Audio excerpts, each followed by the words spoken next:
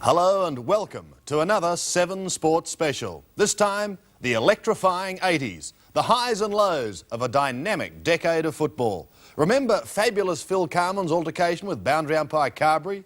And of course the Jacko show came to town. The Cracker Boys and Peter Bosustow burst on the scene from the west, while the Bears and the Swans settled up north. And of course, there have been some unforgettable finals clashes. It's all a part of the electrifying 80s. It was a summer of discontent at Princes Park when Carlton President George Harris and Premiership coach Alex Jezza departed after bitter infighting. But in came popular ruckman Peter Jones as coach, and the Blues started the 1980 season defending their 1979 title in deep enemy territory. Almost 30,000 fans squeezed into Victoria Park, and they saw the Blues do it again, this time with Wayne Johnston kicking 7 goals. Johnston and Carlton simply dominated. Meanwhile, Jezza had packed his bags and joined the Battling Saints, initially as a player. But after 2 rounds, St Kilda sacked Mike Patterson and asked Carlton's favourite son to step in. He was 34, but Jezza had lost none of that magic. The Saints drew their first game under Jezza, but in round 4 they met Essendon in a game fans still talk about a decade later. And not just because Crackers Keenan got himself a little confused. Fiery Phil Carmen was in hot water over this incident with boundary umpire Graham Carberry. Talking, oh, did you see that one? Did you see that one?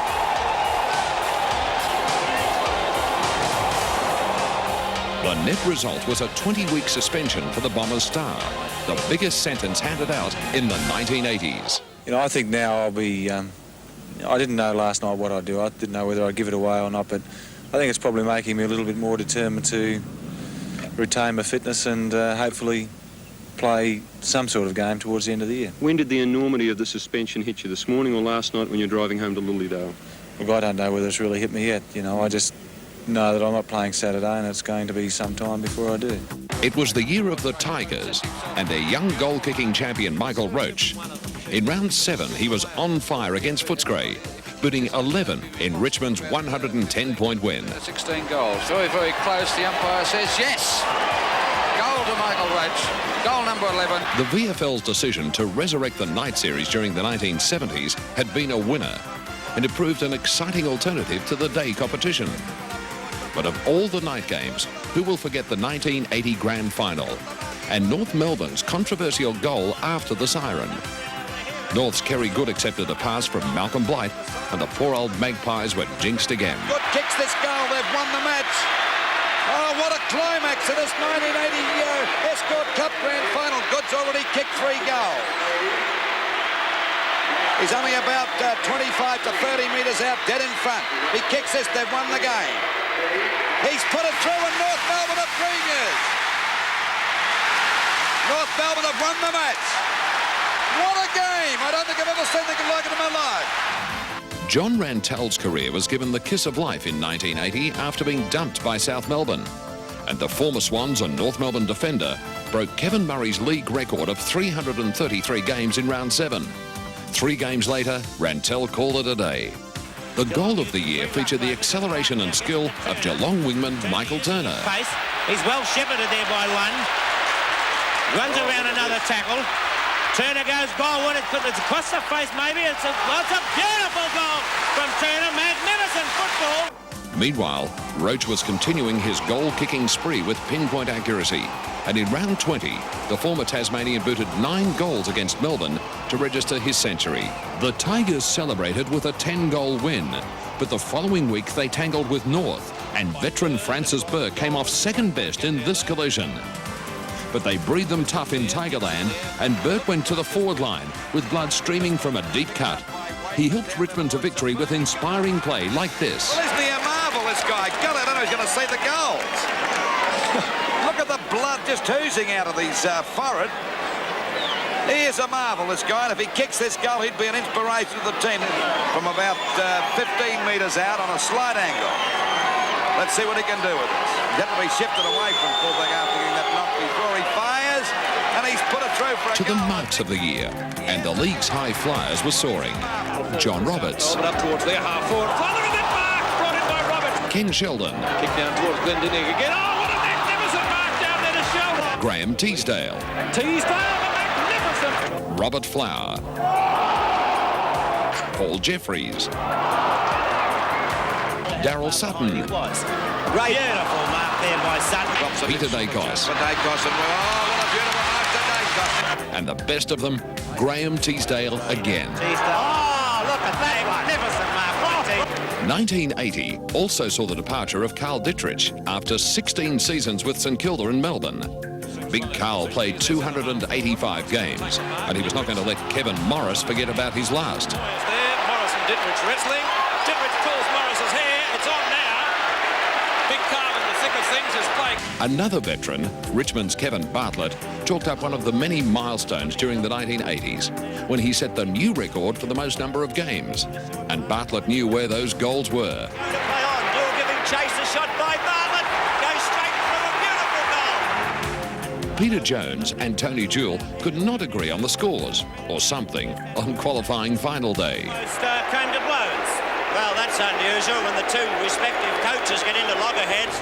But the Tigers and Bartlett just rolled on, with Bartlett booting 8 of Richmond's 14 in the second semi-final against Geelong. The Cats went to the preliminary final, but this time Peter Dacos and Ronnie Wearmouth haunted them in a thriller. That's a goal! Collingwood come back. Stewart, Wearmouth runs in the goal. Could be another one for the Magpies. It is! And is he happy? On Brownlow Medal night, there were few surprises. Kelvin Templeton had been the outstanding player of the season at centre-half forward for Footscray and became the first key forward to win the coveted prize. The Magpies became the first side to reach the grand final via the elimination final. But their tired legs were no match for the Tigers or that man Bartlett. It was Richmond by a record margin of 81 points, and the experts were predicting the Tigers would be the powerhouse of the 1980s. Well-directed one, but it does find Robert Wiley eventually, who fires at the goals. Wait for the goal umpire. That's a miraculous kick from Wiley. Jimmy Jess into the goal square. But who would have thought some, like David Cloke, would later change stripes? And for Bartlett, the joy of 1980 was to turn sour as coach of the young, struggling Tigers in the late 1980s. And that is Bartlett, 6 goals. Still, Tiger fans can live in the glory of special moments like this one, when Bartlett left Stan Magro and the Magpies in his wake. Coming around the boundary line, going for goal number 7. What's the result?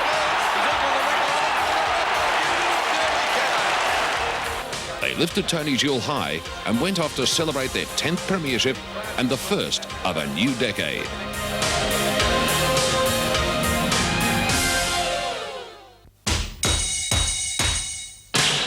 ...1981 was a year of change.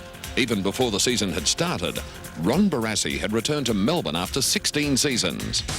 Kevin Sheedy, Robert Walls and Malcolm Blight started their coaching careers.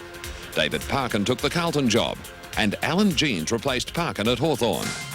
It was also the year Carlton dug deep into the vast riches in Western Australia and came up with 2 overnight stars, a fiery but flamboyant customer called Peter Bosustow and the quietly spoken but highly efficient Ken Hunter. With teamwork like this, they combined to leave their mark on the opening round and reigning premiers Richmond. So fires the hand pass to Wells. Wells running into goal. He'll have a shot and he's done it again. Lee Matthews spoiled Barassi's homecoming in round 1, helping himself to 11 goals at the MCG. It's a goal.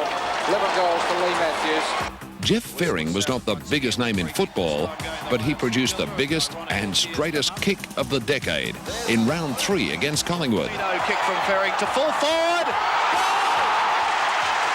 What a goal! But at Carlton, everyone was in raptures about Bosustow and his aerial feats. Screws it back towards the half-forward position. Bosustow, number 2. Everyone, that is, except Jack Dyer, who thought Bosustow was a good, ordinary player.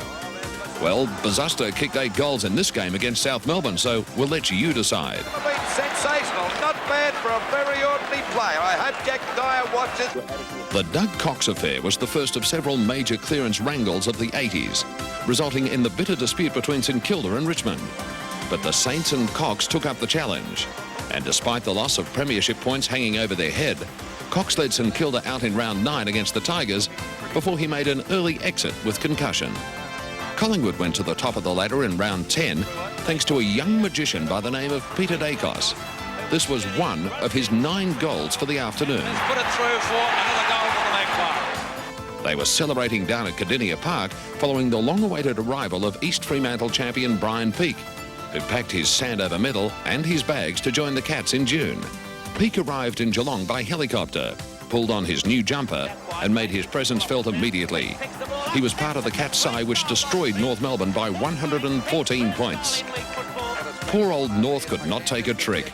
Just ask Malcolm Blight, who lost his bearings a week later at the MCG. I think he might have put that through for a point. He's run the wrong way. It's unbelievable. He thought that was the goals. He really still thinks it now. Look, it is unbelievable because I was dumbfounded myself. The forerunner to the VFL's expanded competition was the decision to play interstate matches in Brisbane and Sydney in 1981. The Hawks and the Bombers slugged it out under the Gabba sun, and some, like Hawthorn's Robert Domenico, got more than they bargained for. Simon Madden, our Oh, Hawthorn there's player, one down. And he's reported, I would say. Ronnie Andrews dropped him like a sack of spuds. got him all right. He's got him. You're gone this time, Ronnie boy.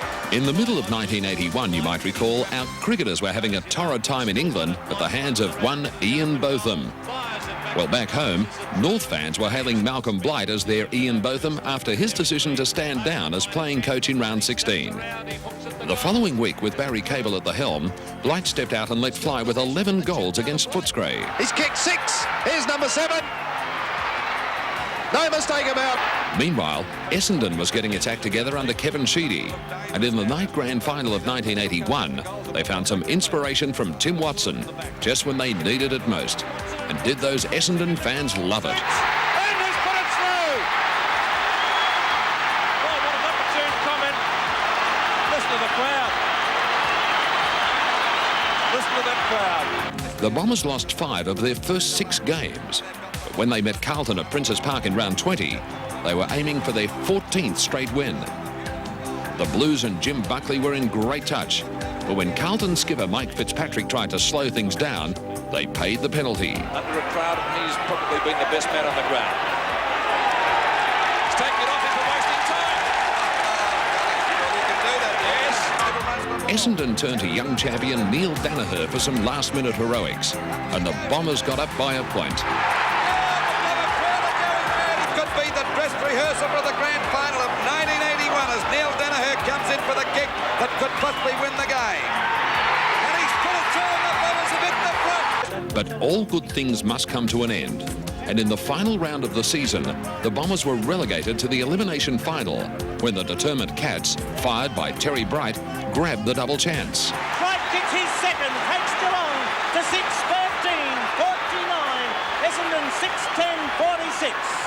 1981 produced possibly the zaniest man we have seen on the football field. Melbourne full forward Mark Jackson. To everyone, he was simply Jacko. And as Hawthorn fullback Kelvin Moore discovered in round 22, there is only one Jacko. Now, just what was that message Jacko was trying to pass on to Kelvin? Goodness. Oh, dear. He is a one-man show down there. He's as happy as Larry. Kicked his first goal and he is told about 15,000 people in no uncertain manner. The marks of the year. Michael Roach. Peter McConville. On the ground, though, and the mark of the day. Peter Bosustow. Kick Bosustow flies. Oh, how was that? What a mark by Bosustow. Simon Madden. Simon Madden. What a magnificent mark. McConville again. Oh, McConville, And Michael Roach. could be 8 straight rows. Look at that goal. Ricky Barham. At the back of the bar. And that man Bosustow. Sailing Norwards into... Oh, there's Bosustow, mark of the year. Yes, it was the mark of the year. But Bosustow took the double with this piece of play for goal of the year. Has a snapshot at goal and has put it through. What an amazing goal. The final started with Essendon hot favourites against Fitzroy in the elimination final. But the Lions, led by courageous Gary Wilson, had other ideas, winning by 15 points. With Carlton through to the grand final, it was down to Collingwood and Geelong on preliminary final day. But the Magpies and Rene Kink were determined to put Geelong down for the count. Hit him with the shot. Somehow, the Cats had left Gary Sidebottom behind in Geelong. But they couldn't catch anything that day, the bus or Peter Dacos. And the Magpies were into their third successive grand final. Collingwood hit the lead. 4 goals to Dacos. Part of the big build-up to the grand final included the first tie in the Brownlow Medal since 1905. Fitzroy's Bernie Quinlan and South Melbourne's Barry Round took friendship all the way, each winning a medal after the league decided to scrap the countback system. Once again, the VFL could not have asked for a better draw card. Carlton versus Collingwood in the grand final. The Magpies were desperate to break their premiership jinx, and for a while it appeared as though Ricky Barham and Dacos would end the drought. But the Blues hit back, and as Wayne Johnson found, everything was bouncing their way.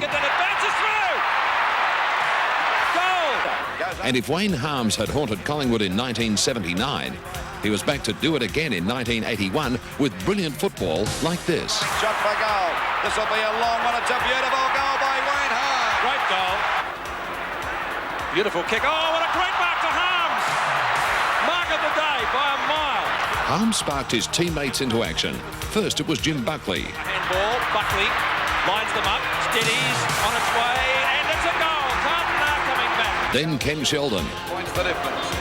There's a go now for Sheldon. A hurried shot for goal. He's put it through. 4 points the difference now.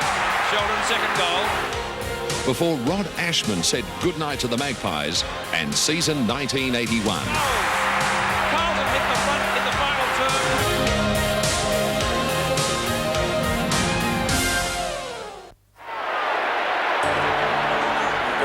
There's a feeling in the city, they're talking in the town. Today we're making history, and we won't let you down. We're Swans and we are Sydney, we'll set the town alight. Get ready for the liftoff, this bird is taking flight. And so, it was welcome to football Sydney style. They started life in 1874 as South Melbourne. But 106 years later, they were shipped from the Lake Oval to the Harbour City and Australia's rugby stronghold. It was the end of an era for South, and there was much bitterness and controversy over the move. But it signalled the start of a new team, the Sydney Swans. Their first match was against Melbourne, and here's one for the trivia buffs. Who kicked the Swans' first goal in Sydney? The goal umpire might not have had it quite right, but Colin Hounsell was claiming full points as the Swans went on to the first of many wins in Sydney. Melbourne one behind, 1 point in the first quarter. Back in Victoria, North Melbourne unveiled the much-heralded Cracker Brothers with stunning results. Jimmy made his mark on the game in the first 10 seconds against Richmond. There's the opening score for North Melbourne. McCann couldn't complete the mark. And brother Phil was no slouch either, particularly when it came to finding Jimmy. Goal is good. That is the Cracker Boys in action. When co-tenants Hawthorn and Carlton clashed at Princes Park in round 4, there were no big pardons, as Ken Hunter discovered. But the Blues picked themselves off the ground, and with Rod Ashman running riot, they booted 10 goals in the third quarter to win by 61 points and take a place in the 5. Ashman was inspirational and was the start of a Carlton resurgence, which continued well into the season. Out the back to Ashman, could be another goal for Ashman. It was the Swans' turn in round 9, and the Sydney Siders were powerless to stop a 12-goal onslaught from Carlton in the opening term. Swans coach Ricky Quaid. Look, I tell you what, Wells should have lost that, but it bounced back for him. It's unbelievable. It's another goal, Pete. 12 for the corner, kicked by Jimmy Buckley. Even the Swans' fullback Rod Carter was looking for a breather. Football here at Princes Park. By now, the Jacko show was gathering momentum and becoming more outrageous by the week. At Windy Hill, this tangle with Essendon's Ronnie Andrews earned Jacko a 2-week suspension and set up a return bout in the boxing ring. When Fitzroy rover Gary Wilson collected Richmond strongman Jim Jess, he proved the old adage, the bigger they are, the harder they fall. By Conlon. Oh, both sides dished it out. Brad Gotch collected Wayne Shand, and Mick Conlon seemed to lose his way, trying to get past Richmond's Mick Malthouse. He doesn't look too good. In a high-scoring game, the Tigers had Brian Taylor on target with 10 goals. But Tigers fans did not get to see much of Taylor, who was standing in for the injured Michael Roach. 2 full forwards just did not go into one, and Taylor later joined the exodus of players from Punt Road to Collingwood. And he's put it through for goal number 10. The Swans have always promised they'd fly a premiership flag off the Sydney Town Hall, and they came to VFL Park in July determined to take home the 1982 night grand final against North Melbourne. With play like this from Silvio Fascini, the cup was theirs. The Swans looking good now, and so is that Escort Championship Cup. Little wonder their jubilant captain Barry Round had a smile from ear to ear. In round 18 at Windy Hill, Lee Matthews went some way to proving who was the best and toughest player in league football. While Alan Jeans urged his charges on, Matthews took out his frustration on the behind post with stunning results. He's hit it and broke the point post. Oh, talk about a he-man. How was that? He split it right down in half. A fantastic effort by Lee Matthews. But there were few objects that got in Matthews' way that year, as Melbourne's Peter Giles could testify after this incident in round 21. It appeared there were 1 or 2 Melbourne players intent on evening the score, but this was well before trial by video had started. See for yourself. Little bit of fireworks here at the MCG. There weren't many players who stood in Mick Conlon's path when he was charging his way to goal. This magnificent show of strength and skill earned the Fitzroy Ford Goal of the Year. And he's just about made the distance. That's a goal. What a brilliant... The Mark of the Year had the usual contenders: Paul van der Haar, Trevor Barker, Jeff Rains, Rollins, Hunter and Rains! Long Michael kick Tuck, into the goal square. Tuck will be the flyer for Simon Madden, Get the ball moving. Madden up high. Malcolm Blight, Forward line for North Melbourne. Fly. Beautiful mark to Malcolm Blight. Tuck ruck roving. Gary Buckenara, Ball back. Magnificent mark. Field puts the ball. Blight. Trying to find Carmen on Blight. and Buckenara again. Buckenara, another great mark. Ken Hunter. Towards the half-forward line. That's Hunter. How about that for a mark? But it was Rains high over David McMahon for the top mark of 1982. The final started on a winning note for Carlton against Hawthorn in the qualifying final. But there was one sour note when Wayne Johnston was outed for 2 weeks in this incident with David Polkinghorne. So Blight is going for his 100th goal. It was a day for the old and the new at the MCG in the first semi-final. Malcolm Blight was on 99 goals when he lined up on the quarter-time siren, aiming to become only the second North Melbourne player behind Doug Wade to register 3 figures. Hard as they thought. Blight going for his 100. He's kicked it after the siren at quarter time. His shot sailed through, as did 5 from a hawk and the number 47 Guernsey making his VFL debut, Dermott Brereton. Goes forward and he's put it through. Another goal kicked by Dermott Brereton, his 5th goal, and he certainly made his mark this afternoon. The Brownlow Medal produced a minor upset. Brian Wilson, who'd been rejected by Footscray and North Melbourne, became the first Melbourne player to win football's top individual award since Don Cordner in 1946.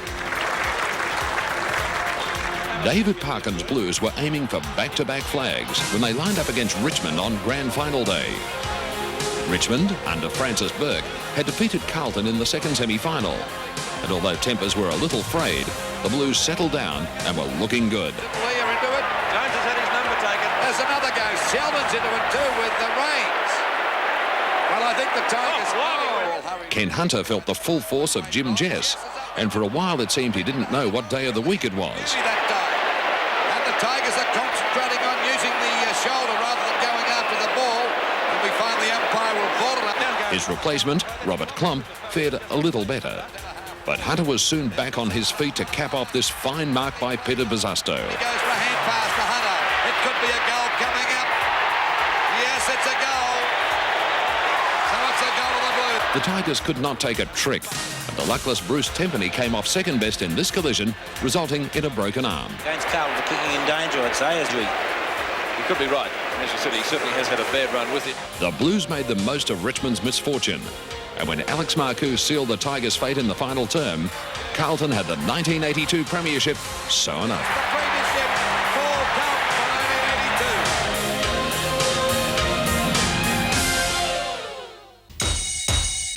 It was football in March as the Blues unfurled their 1982 flag to start one of the most controversial seasons in VFL history. Flag is unfurled. A cheer goes up from the Carlton stand. 1983 VFL season is underway at Princes Park. The rematch of the previous year's grand finalists was another triumph for Carlton. This time the Blues downed Richmond by 10 goals.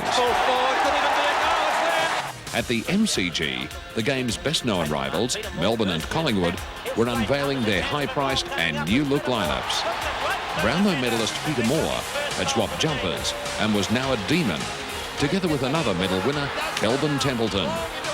While Moore was quickly on the scoreboard for Melbourne, it was Collingwood's interstate brigade, guided by new coach John Cale, who led the Magpies to victory with goals like this to first gamer Mike Richardson. As the imports lift and Richardson goals. Essendon travelled to Sydney the following day, and a lanky young forward in the number 3 Guernsey played his first game. Was this the promise of things to come from Paul Salmon? They're in front by a goal, 2 goals to 7 in 45 seconds. But the Swans defied all logic when they fought back twice in the dying moments with only 13 fit men to clinch an unlikely victory. It was a behind from the injured Greg Smith which sealed the game. So the Swans lead by that margin. Can they hang in there? Punched away again. Going through his Cruz. Out to Vernon. It is a siren. And were those Swans players happy? The final scores. We see the scores now. 79, 111. The Swans to Western 15, 20, 110. St Kilda sent shockwaves through the competition when it obtained a clearance for former Swans rover Silvio Fascini via the courts on the eve of round 4. But no one was quite prepared for the year's biggest sensation. The Saints played ex-Swan Paul Morwood without a clearance against Geelong. Starting slower now, so you can go to one club one week and another the next week. You're not on contract, so make some brass out of that one. Hawthorn and Essendon were flexing their muscles near the top of the ladder in round 8, with Hawk wingman Robert Di Domenico right in the thick of things. This collision with Essendon's Alan Stoneham led to a half-time dust-up and another tribunal appointment for Di Domenico. Well, I think I nominated this before, about halfway through the first quarter. This could be on. They're still at it now. Di Domenico. There's a bloke down there. Who's it? Stoneham? Essendon and Stoneham looked a sorry lot at half-time. But after the interval, it appeared the Bombers had some scores to settle, and Lee Matthews seemed to lose his bearings. Against Andrews, I would say. No, he's still not the best in the world because he can't stand up too good. And Ronnie Andrews clapping his hands, and he's got a grin from ear to ear. North Melbourne scored a 111-point win over Carlton in round 10 with goals like this from Ross Glendinning. Look at this kick. What a magnificent goal. Oh, what a ripper. What a beautiful goal. But 3 weeks later, the Roos went down by a staggering 150 points with some sheer brilliance from Matt Rendell. He's brought around beautifully and put it through. Carlton and Richmond obviously meant business in the night grand final. Or was Peter Bosustow just staging? Wayne Johnston captained Carlton that night, and with Wayne Harms and Rod Ashman combining well, the Blues added another trophy to their cabinet. Johnston accepted the trophy and gave the football world a big grin, complete with mouthguard.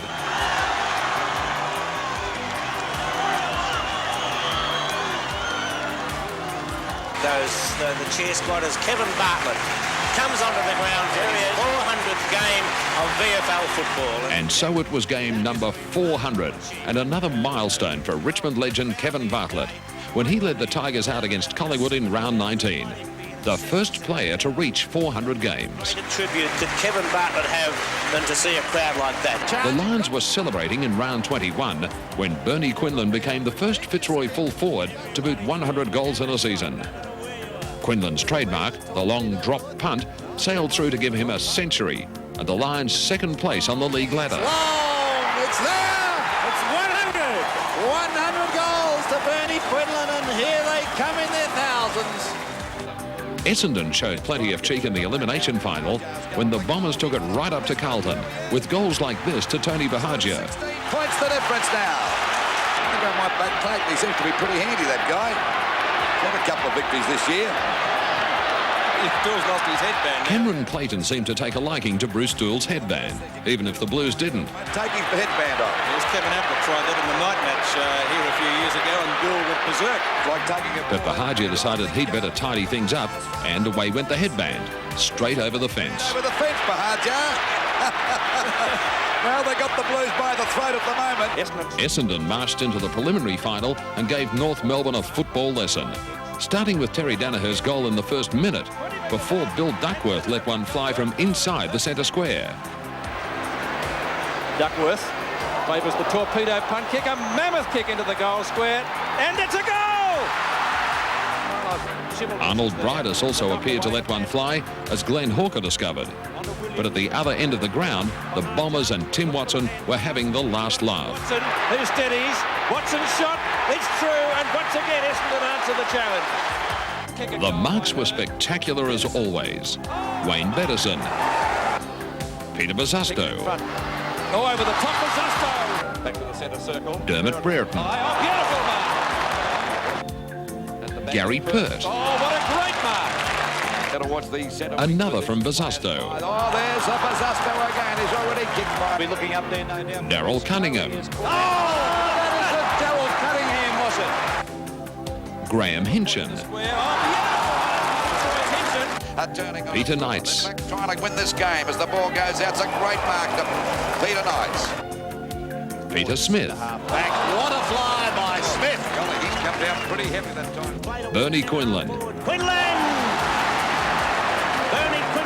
And the best and most courageous, Ken Hunter.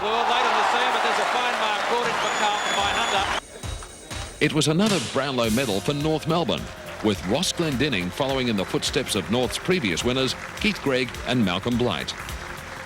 Essendon made it to the grand final for the first time since 1968. And for a while it looked as though luck would favour the Bombers when Hawthorn's Gary Buckenara went down early in the game. Oh, down he goes. He's in all sorts of trouble, Buckenara. What a blow for Hawthorn. The Hawks teamed magnificently through Rodney Eade and Loveridge, before Essendon's hero Tim Watson took a solid knock which seemed to fire up the Bombers as their star lay dazed on the ground behind play. There it is behind play. And Watson still in the hands of the trainer. Looking for in the air or on the ground, Matthews and the Hawks simply could not miss. The skipper. Kick from Wallace, looking for Matthews. Heard, oh, beautiful one-hander, just not completing it enough. Matthews, a shot at goal. Oh, it's a jam! Lethal done it. Colin Robertson was too elusive for the Bombers, and not only did he help set up Hawthorn's win, he took out the Norm Smith medal. Up to Matthews, who picks it up, yes. And the mark played to the Hawthorn skipper. Finally, the slaughter became too much for Essendon fans, who decided to make an early exit. But the Hawks were not finished, and Loveridge accepted a gift from Simon Madden to add further insult to injury. And there we see Loveridge firing the goals. And I think he's put it through, he has. Here's the goal. We see the final siren rang. An 83-point victory for the Hawks, giving Alan Jeans his second premiership and Hawthorn its fifth.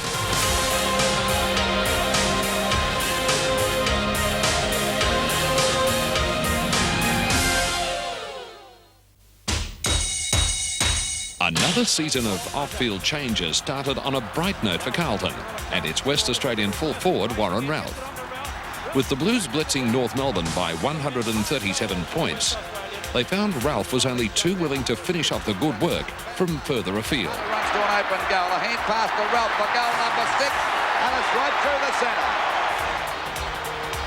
At Moorabbin, St Kilda and Essendon fans saw the promise of things to come in the shape of their respective full forwards. Paul Salmon stood out like a beacon in front of goal for Essendon, and 18-year-old Tony Lockett was on his way to stardom for St Kilda with strong play like this. Teammate, yes! Another great mark. Tony Lockett. Long. Salmon, almost overnight, became the darling of the Essendon horde, and he could do no wrong. Suddenly, there were comparisons with John Coleman as he marked and kicked everything. Again, one hit by Salmon. What a wonderful mark. On the playing field, there is nothing to rival a Collingwood-Carlton clash. And at VFL Park on Anzac Day, the old rivals turned on a game to remember. The Magpies were on fire early through Bruce Abernathy, and then Mark Williams. Goal! And this is quick. It's going to be a goal. Here's another one. Forward But position. Carlton had the chance to pinch the game on the siren with a controversial free kick to Ralph. It's a free kick. It might go there to Ralph. They got him on the side of the head, so this could level the scores. It could be a drawn game. What Time to give a decision. and all the players there. Look at the Collingwood players in the goal square trying to put him off. Can he kick this one to make it a draw? Look at all those Collingwood players. He fires. He's got it, I think. He's missed it. And when the Carlton spearhead missed his shot, Magpie supporters believed justice had been done. The Magpies are late. It was almost the final chapter in the controversial career of St Kilda's Robert Muir against Carlton at Princes Park in round 6. This clash with former St Val Perovic earned Muir a 12-week suspension. But the immediate sequel saw umpire Kevin Smith struggling to come to grips with the fiery wingman. Muir apparently thought he was hard done by and took out his frustrations in no uncertain manner.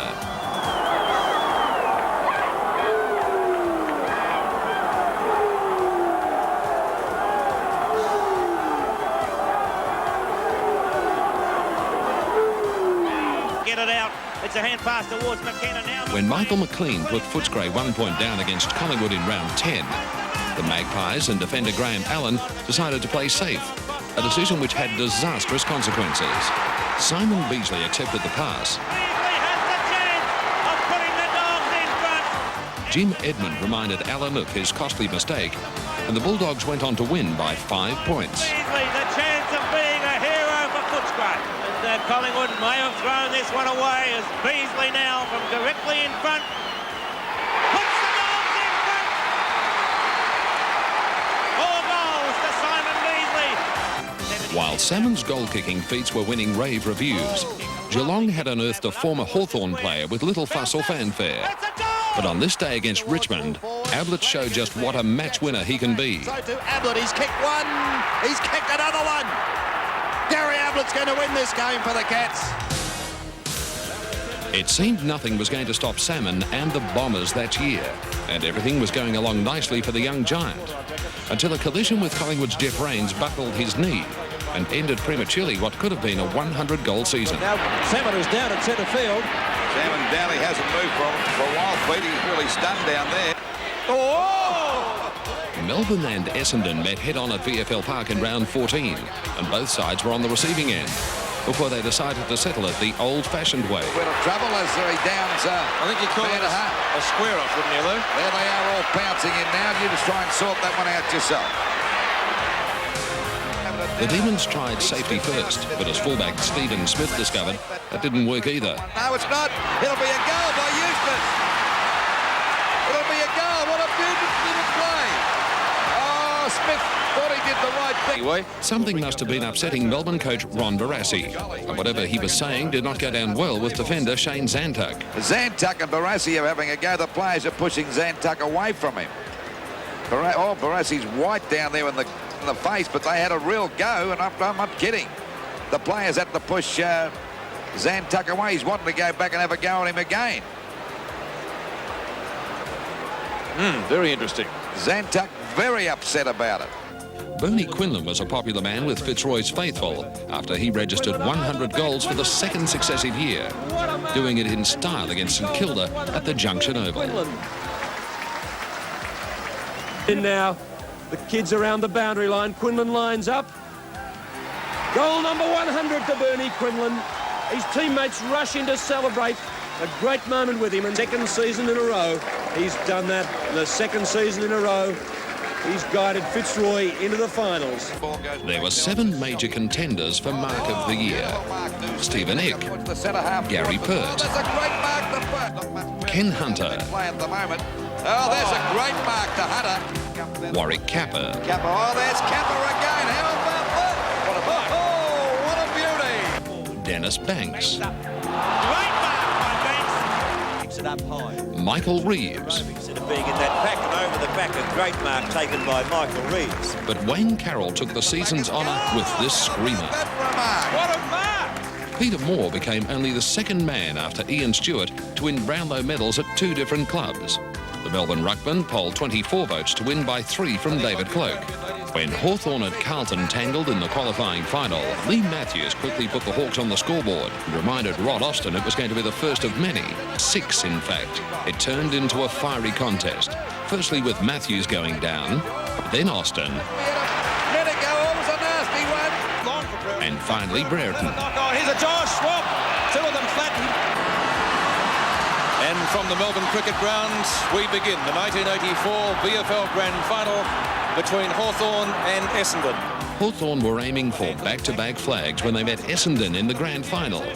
And with Matthews on target, they made a flying start. About 30 seconds. Colin Robertson added another, and it appeared that would set the trend for the rest of the day. Hawthorn, he couldn't miss them there, could he?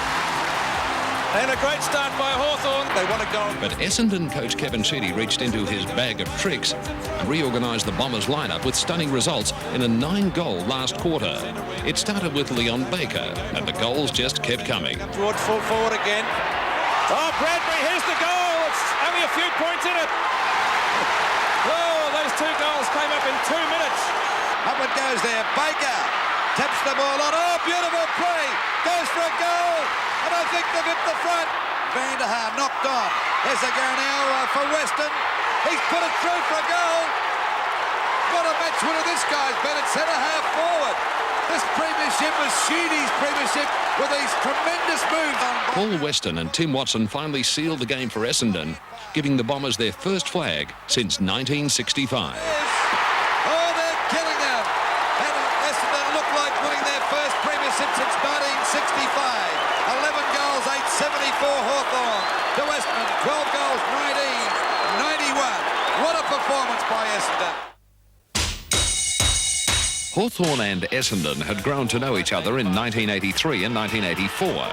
And it was fitting they started the 1985 season at VFL Park on March 23, a week earlier than the rest of the competition.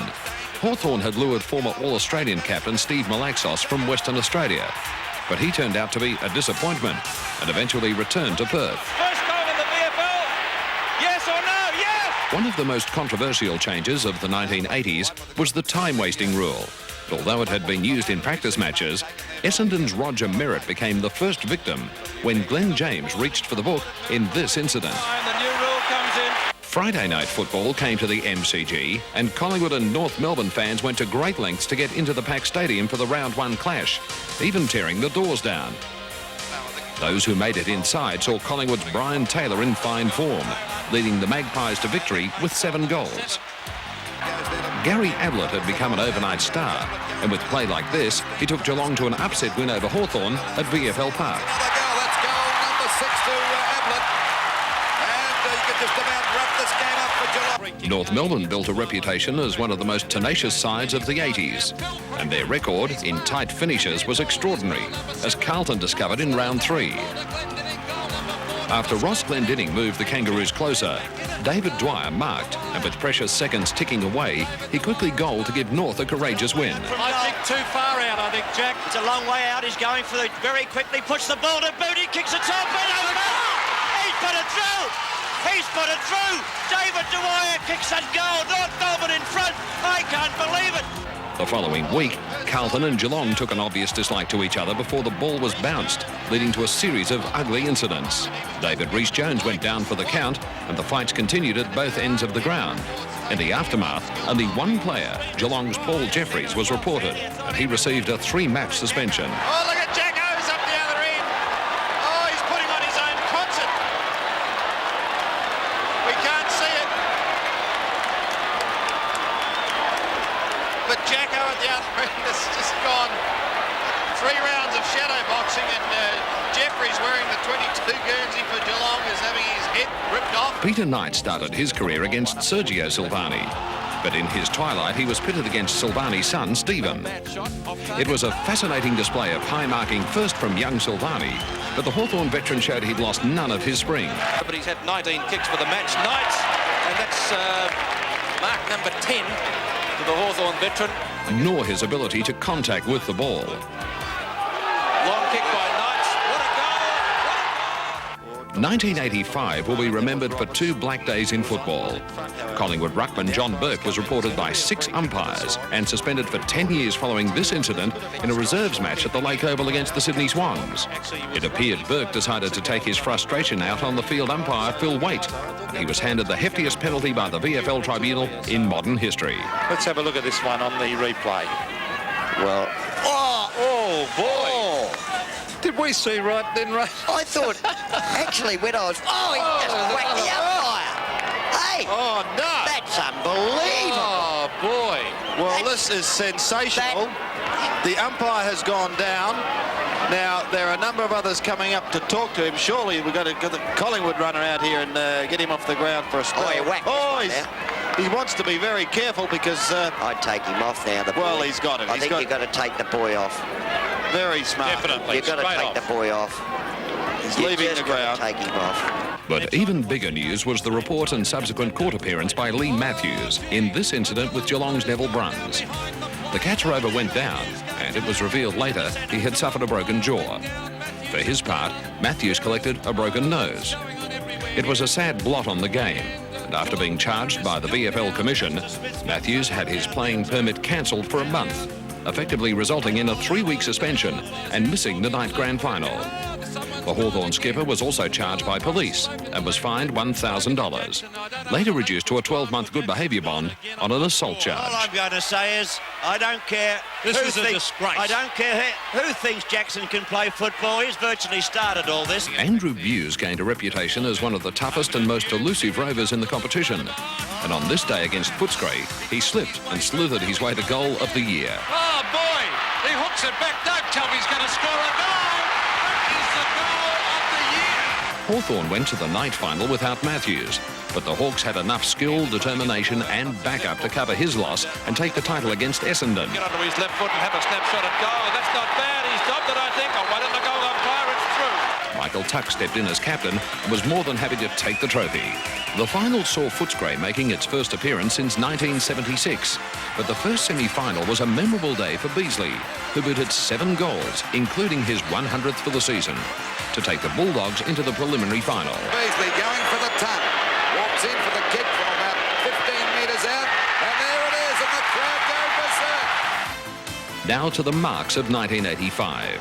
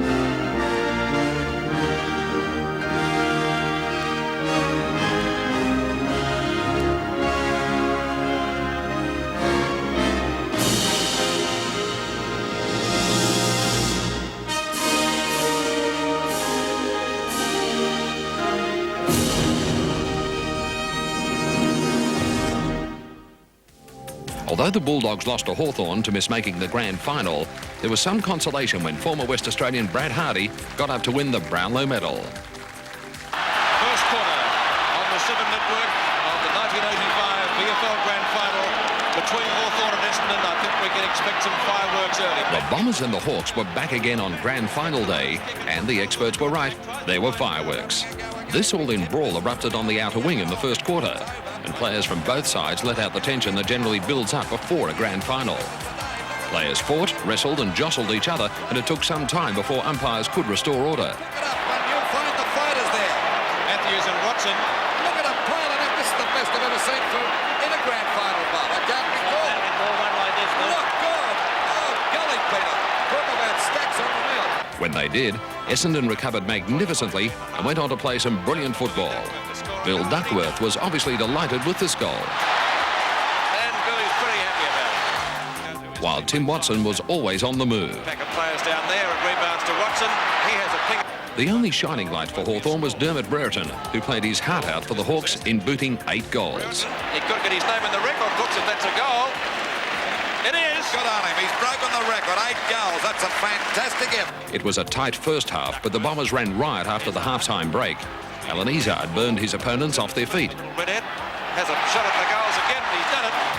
And Mark Harvey was ever the opportunist, as finally the Bombers went on to win by 78 points. Well, he got it through. It's a goal. That's his 4th. Over the half-forward line for Hawthorn. There's the siren to win the game. And Essendon are premiers for 1985, winning 2 in a row.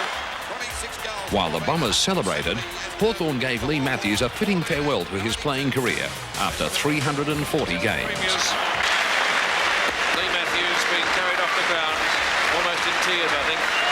340 games and receiving a huge round of applause even from the Essendon fans.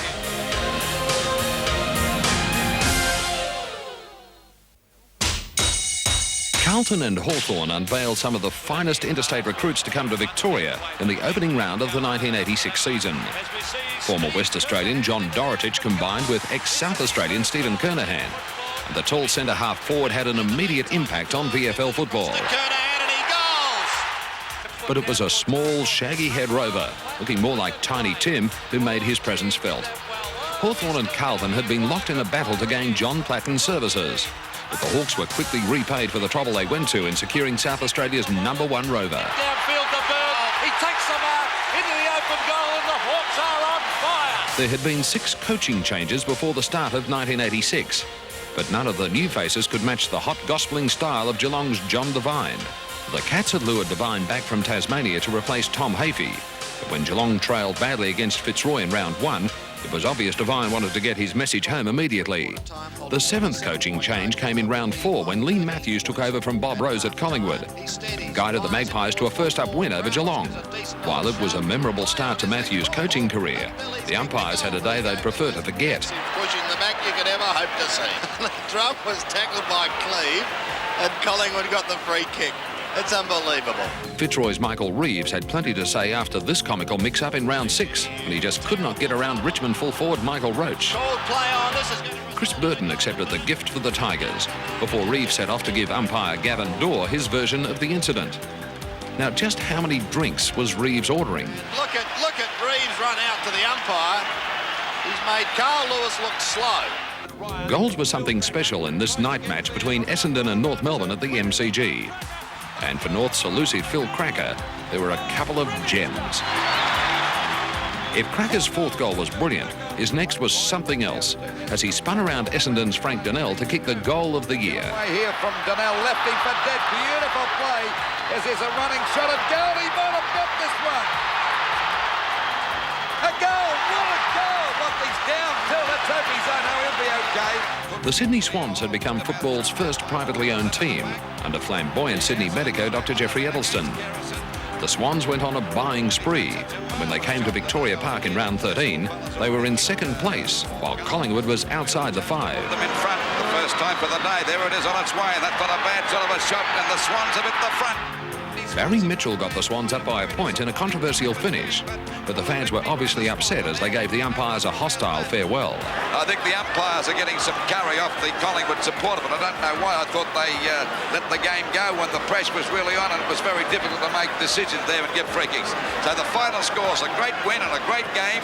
Hawthorn claimed another flag with a hard-fought win in the 1986 night grand final against Carlton in heavy conditions at VFL Park. The Blues tried valiantly all night, but John Platten's goal in the final quarter sealed the premiership for the Hawks. He gives it to Platten. A snapshot going pretty close. It'll be a goal. And put down your glasses for the 1986 flag for Hawthorn. More than 72,000 fans packed the MCG on August 10 for a game with finals atmosphere between Carlton and Collingwood. 4, 40 metres out, set sail for goal, try that one on for goal of the day! Craig Bradley darted around the outer wing to boot the goal of the day. And then came the knockout of the day when Collingwood's Dennis Banks put down David Rees-Jones to win a 3-match suspension. Still David Fitzroy. At least he's wide awake. Well, I don't know about wide awake, but he's awake. Fitzroy went into the final round of the season knowing they had to defeat the Sydney Swans to make the 5. In a low-scoring game, Mick Conlon was the man they turned to. And with goals like this, they were through to the elimination final. Fitzroy have made the finals for 1986. They'll go in 5th position, defeating the Sydney Swans. Great win to Fitzroy. On the same day, Collingwood's Brian Taylor was aiming to become the first player since Peter McKenna to kick 100 goals in a season for the Magpies.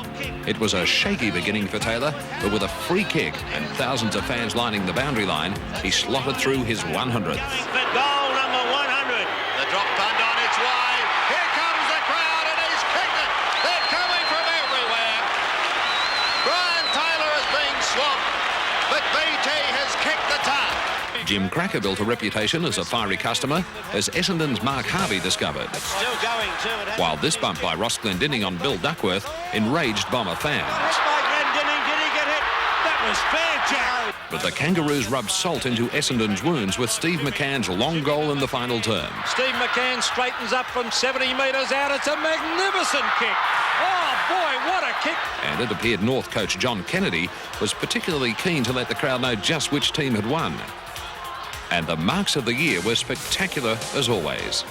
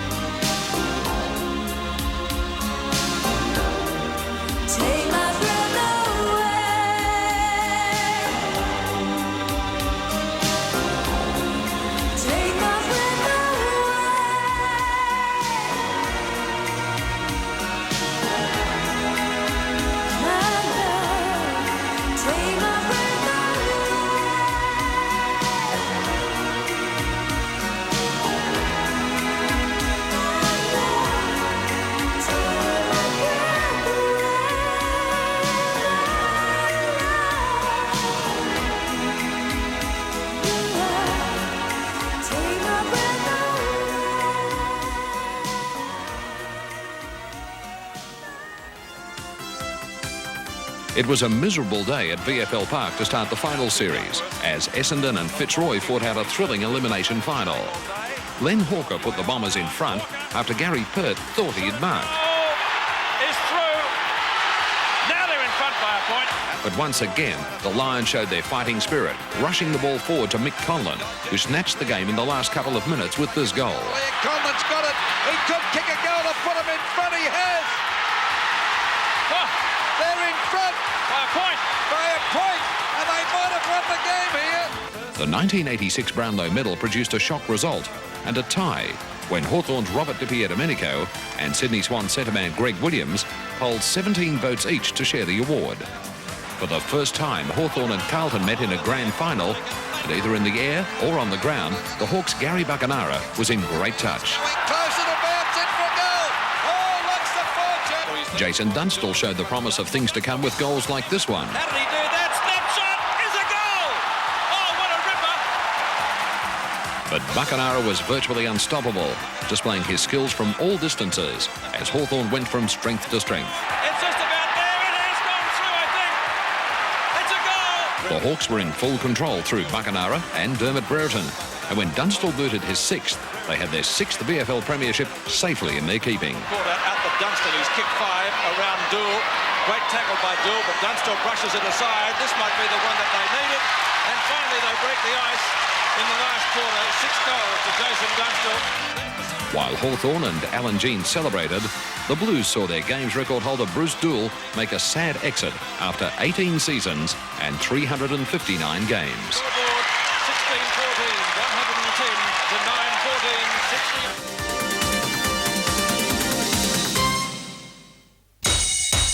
60. When the first VFL match was played in 1897, who would have thought less than 100 years later, teams would be based in Brisbane and Perth?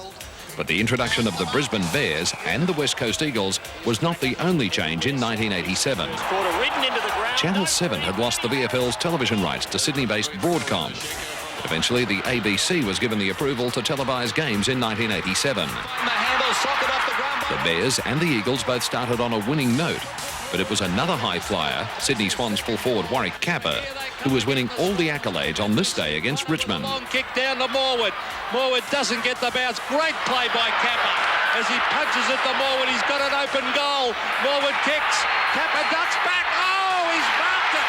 What a mark! Capper's acrobatics were obviously not appreciated by Richmond coach Tony Jewell, who was more concerned about the way his side was playing. Tony Jewell, he doesn't look a very happy man at all. Since they won the 1964 premiership, Melbourne had spent more than 2 decades in the doldrums. But under John Northey, they started their resurgence in 1987. The first genuine sign that the Demons meant business came in the 1987 night grand final against Essendon, when Melbourne scored a thrilling victory, even without injured skipper Robbie Flower. He had to be content to help Danny Hughes hold the trophy aloft.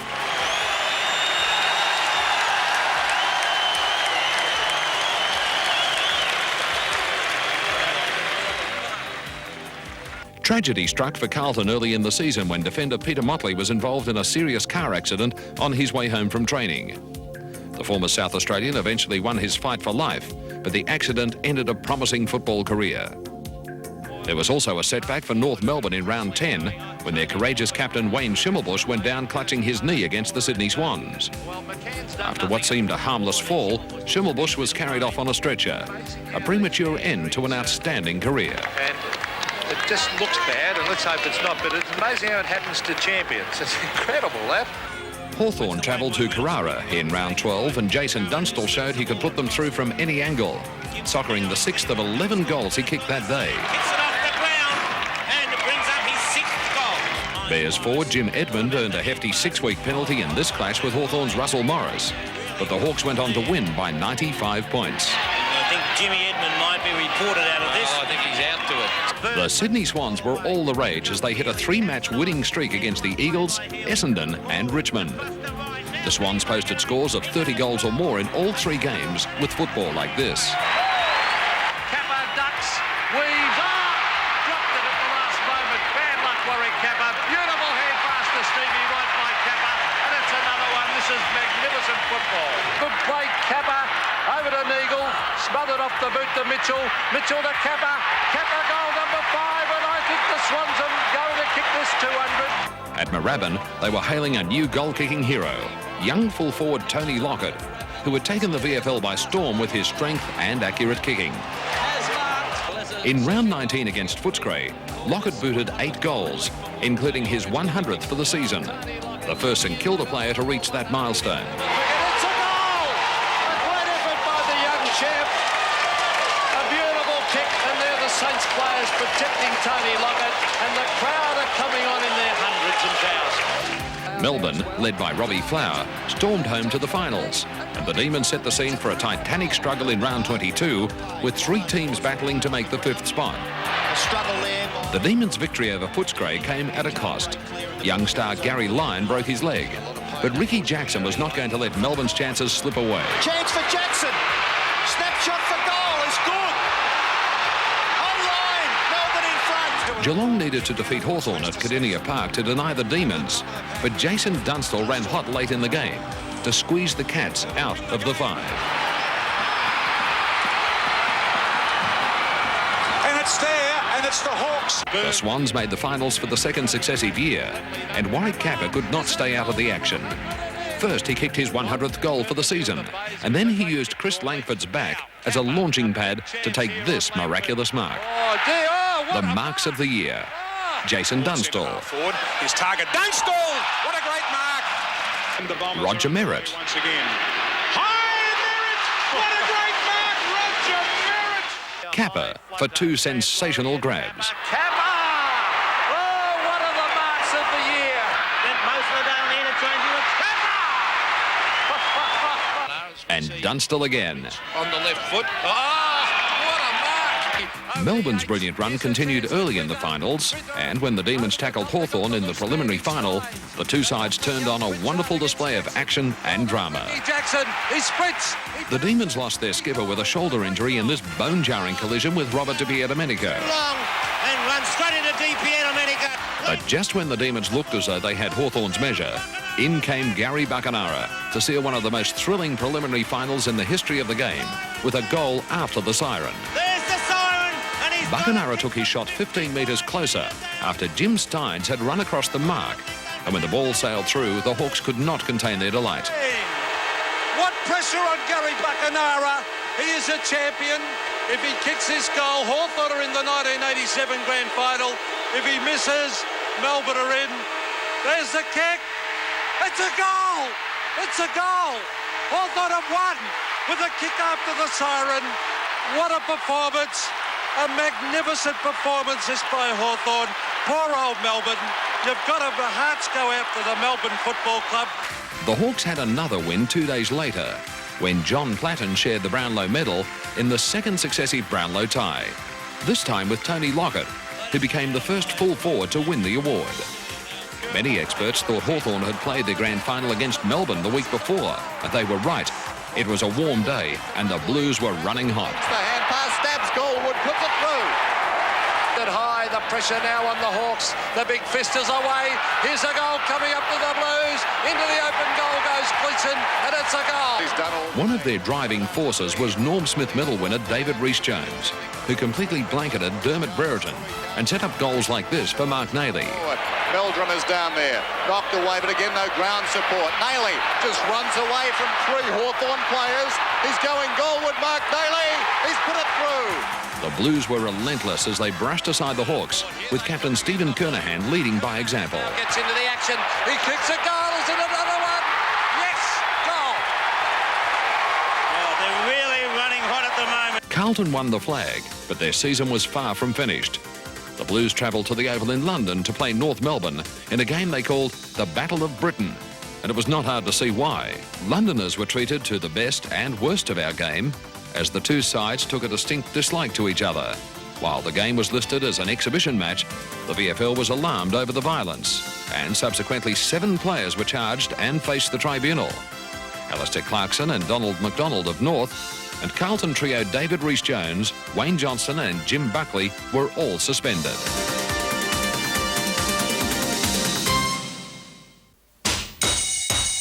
After a year on the sidelines, the big news to start the 1988 season was the return of Channel 7 to televise football.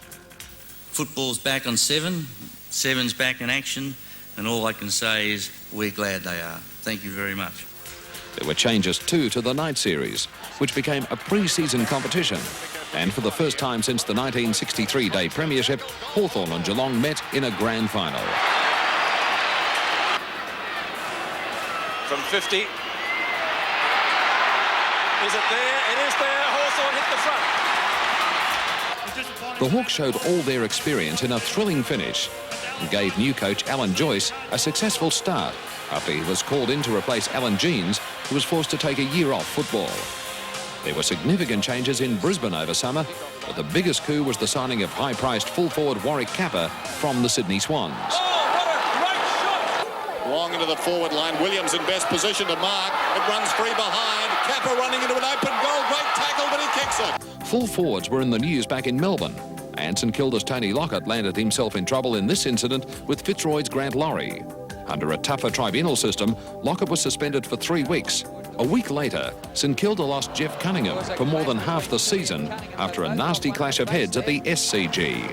Rod Grinter's crude tackle on Terry Wallace earned him a 6-week suspension after being trialled by video. Geelong's Gary Ablett turned on his own show at the MCG on Anzac Day, kicking 10 goals against Richmond. He stabs. Yes, there it is. Double figures to Gary Ablett. But the goal of the year belonged to North Melbourne ruck rover Matthew Larkin. who left the West Coast Eagles in a spin under the MCG lights in round 6. He snaps it. He's kicked it. Play of the night. There were plenty of exciting finishes in 1988, and young Geelong rover Robert Scott had all the pressure on his shoulders with this shot against the Sydney Swans after the siren. The siren has sounded, and the youngster knows 4 premiership points are hanging on this. John Bourke is up out of his seat. Poor kid, poor kid. Let's see what he can do. Tremendous pressure, a difficult angle. The distance not a problem. The kick is a beauty.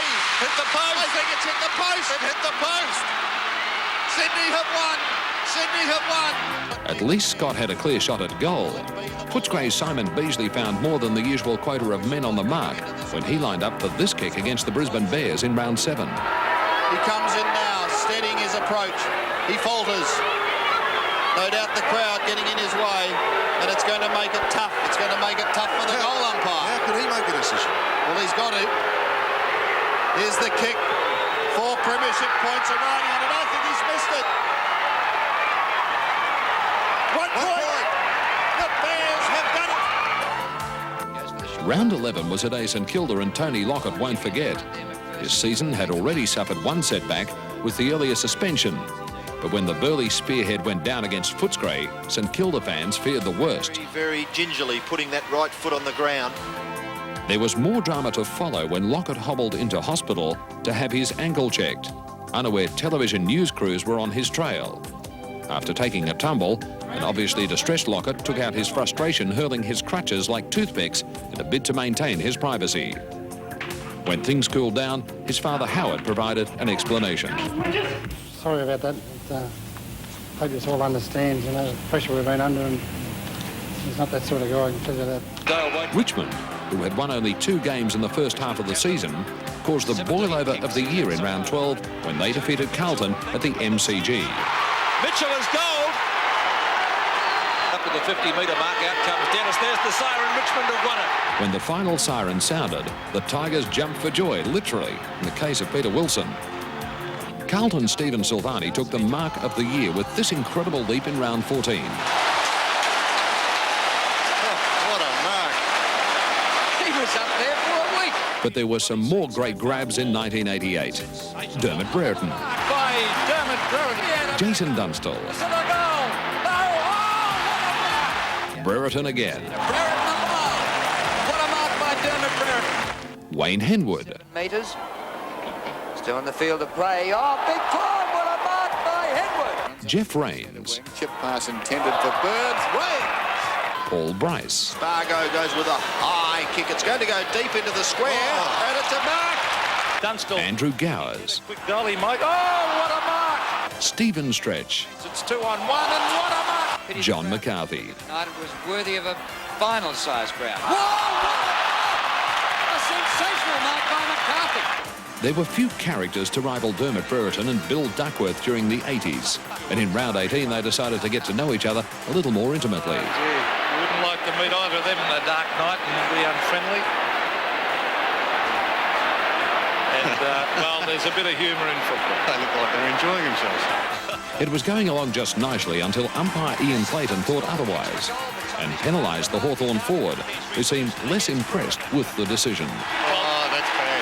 Well, I reckon they were both doing it. I don't think that's a poor decision. Well, maybe Dermott took his chance.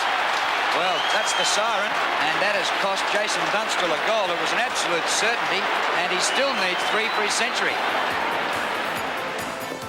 But as usual, Brereton wanted the last word. During the three-quarter time break, took a shortcut, leaving his unique stamp on the game. Hawthorn had not had a century goal kicker since the halcyon days of Peter Hudson. But Jason Dunstall was the Hawks' new goal-kicking machine. He notched his century in round 19 against Fitzroy, and Hawthorn fans applauded the feat in the traditional manner. The West Coast Eagles made the finals in only their 2nd season. Their elimination final encounter against Melbourne was a thriller. Fisted down. Lovell is there. Williams is there. He needs support. Throws it out to Lyon. He shoots. He goes. Melbourne are in front. Gary Lyon put the Demons ahead in the dying minutes, but they had to withstand one last rally by the Eagles. And with 10 seconds remaining, Murray Renstead had the chance to pinch the game. Alas, his shot was offline, The Demons and their fans live to fight another final. There it is! Victory to Melbourne by 2 points.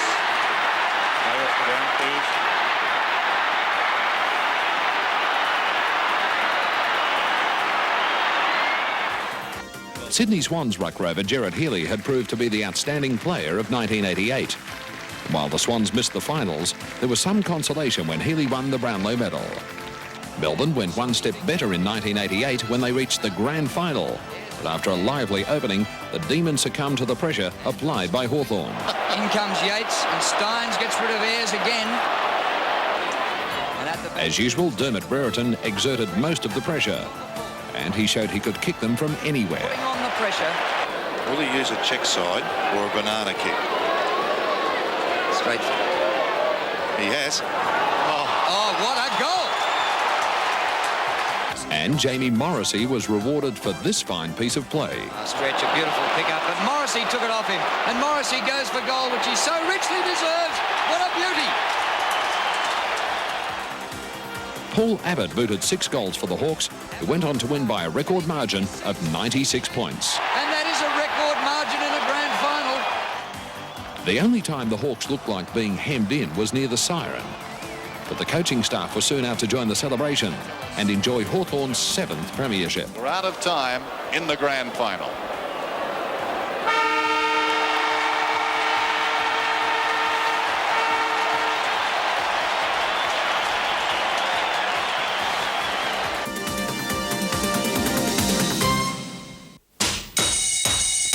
Football in February was again a familiar theme, and the 1989 night series saw Hawthorn bow out in unusual circumstances against the West Coast Eagles. The scores were tied at the end of normal time, and both sides kept playing until the first score won the game. Anything will do! And that's the ball game! Blow the siren! But eventually the Eagles bowed out of the series, and it was another triumph at night for Melbourne when they defeated Geelong in a close, hard-fought final. St Kilda and Carlton were locked in a thrilling battle at Moorabbin in round 2. But for the entire game, Tony Lockett had been standing in the way of the Blues, who held a 2-point margin late in the final term. When he took this mark with less than a minute to go, Lockett had already booted 9 of St Kilda's 12 goals, but his 10th clinched the game for the Saints. 43 seconds left on the clock. Possibly the last chance for St Kilda. They trail by 2 points. Tony Lockett.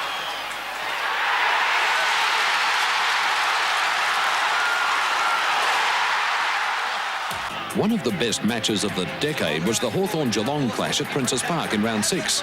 And the Cats, with Gary Ablett running hot, bolted to a 49-point lead at half-time. But few sides would have been capable of mounting a comeback like Hawthorn. And the Hawks climbed off the floor to snatch an 8-point victory. The Hawks are in front! The Cats and Ablett fought their way back in the next few weeks, and the Geelong star turned in the best individual performance of the year, booting 14 goals against Richmond at the MCG in round 9. A week later, they were back at the MCG against Collingwood. And again, Ablett's sheer brilliance left everyone, commentators included, speechless. Oh, he's a light, Gary Ablett. Look at this. Here is the magician at work. He shoots towards goal. What more can you say? St Kilda fans claimed this was the knockout blow of the year when Tony Lockett was booked for striking West Coast Eagles defender Guy McKenna and was suspended for 3 matches. In fact, it could almost be a booking. The repercussions of Warwick Kappa's last-minute mark and goal were felt by Carlton coach Robert Walls, who found himself dumped in favour of Alex Jezza after the Blues lost to the Bears in round 10.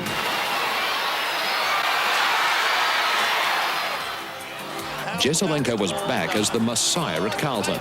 And almost overnight, the Blues were rejuvenated, winning their first game under their new coach against the Sydney Swans. But the match was marred by several ugly incidents, and this clash between Greg Williams and David Rhys-Jones earned the Sydney Centremen a 5-week suspension in another trial by video case, and cost the Carlton defender a broken jaw. David Rhys-Jones and holding the jaw. When South Australia came to the MCG on July 1, interstate football had finally returned to Victoria. The reputation of the South Australians as the #1 football power was on the line.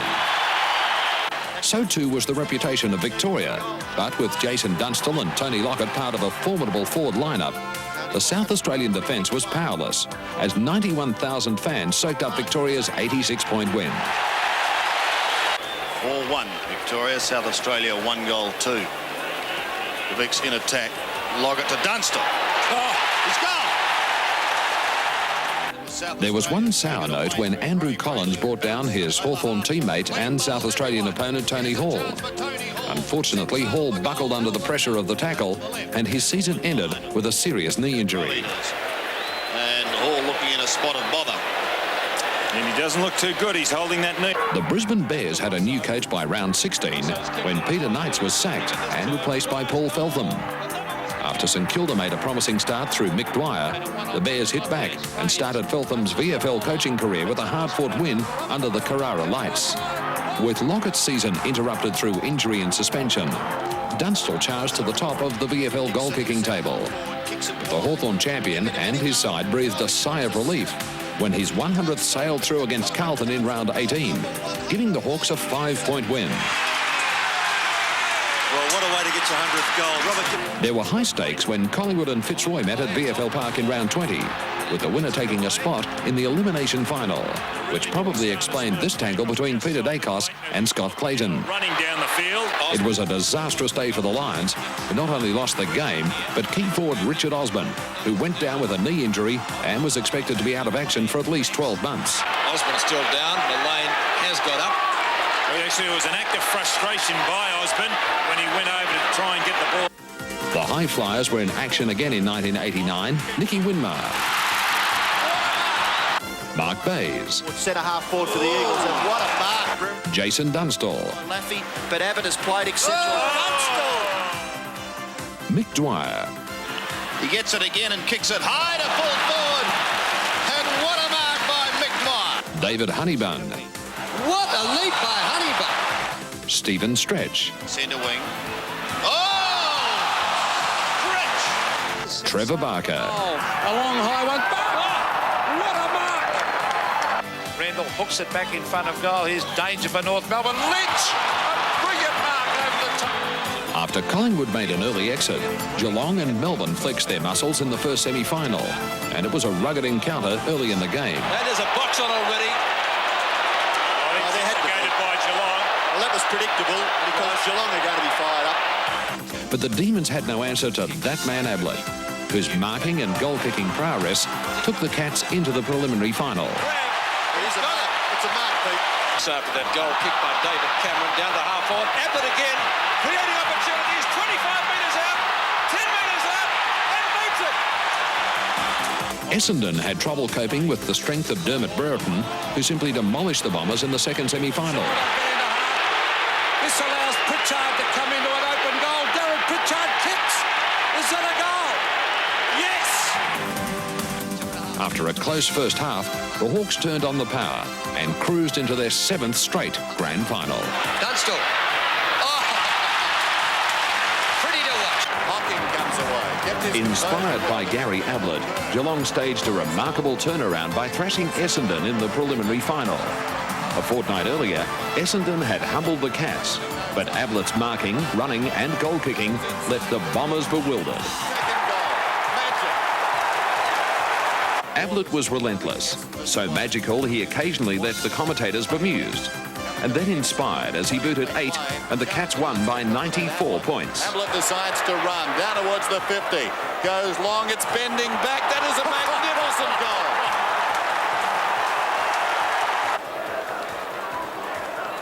Stoneham behind the pack. Ablett in the pocket. Don't tell me. I don't believe it. Towards centre wing. Hocking with great courage. Goes back, takes the mark, plays on. Shrugs off the tackle from Thompson. Feeds the hand pass to Bairstow. Bairstow goes down towards half forward. Ablett. That's a party trick, not a mark. Geelong maintained its momentum when their popular down-to-earth champion, Paul Couch, won the Brownlow Medal. Couch was the first Cat to win the Brownlow since another centreman, Alistair Lord, in 1962. The grand final between Geelong and Hawthorn got off to a sensational start when Yates ran through Brereton. Brereton then goes over and bumps him again, but obviously he's done his ribs. Kennedy Brereton went to the forward pocket to recover and once again provided the catalyst for a Hawk onslaught. A test here. He's taken the mark. Down in the first 15 seconds of the game. A chance to kick Hawthorn's second goal from 25 metres out. He's put it through. Darcy to the members' side. Dippy Domenico can't mark. Recovers quickly. Gets his kick away. The ball runs free at centre half forward. Condon gathers. The hand pass. Whitman into Anderson. He goes for goal and pops it through. Hutton with time to kick the ball long towards full forward. The marking contest. Hocking can't take it. Curran. Snapshot. Hooks it across his body. Another goal to Hawthorn. But this would turn out to be one of the great grand finals, as bit by bit, the Cats clawed their way back. Gary Ablett was again their hero. Some of his marks and goals were unforgettable. Back to Hawthorn. Check side kick. Oh, nonchalant. Flanagan now doing the ruck work against Deere. Ablett over the top. Snapshot by Gary Ablett. This is close. Oh, it is mercurial stuff. Gets around Lidner. Unloads into the forward line yet again. Kennedy in front. Ablett over the top. Oh, what a mark. Goes long down towards the pocket. Ablett is there. Almost the one-hander.